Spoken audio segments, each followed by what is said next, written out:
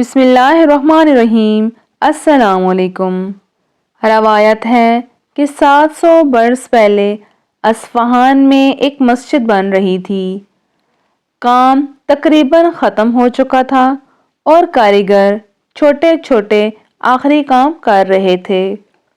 ایک بوڑھی عورت کا وہاں سے گزر ہوا۔ وہ اچانک کھڑی ہو گئی اور مسجد کے مینار کی جانب اشارہ کر کے کہنے لگی کہ یہ میری نظر میں ٹیڑھا نظر آ رہا ہے۔ کاریگر ہنسنے لگے تو بڑے مستری نے کہا، خاموش، جلدی سے ایک لمبی اور مضبوط لکڑی لاؤ اور چند مزدور اکٹھے کرو۔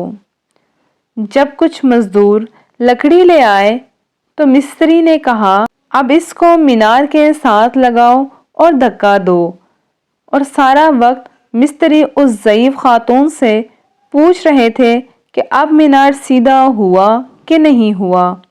چند منٹ بعد وہ بوڑھی بولی کہ اب سیدھا ہو گیا ہے مینار، اور دعا دے کر چل پڑی۔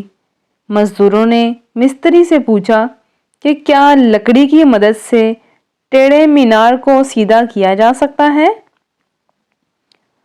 مستری نے جواب دیا، نہیں، لیکن ایسا کر کے غلط افواہ کار کا راستہ ضرور روکا جا سکتا ہے۔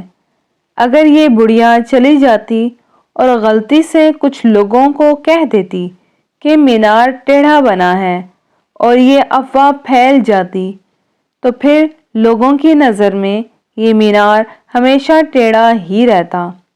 لیکن میں نے ایک لکڑی اور کچھ دھکوں کی مدد سے اس مینار کو ہمیشہ کے لیے سیدھا کر لیا ہے۔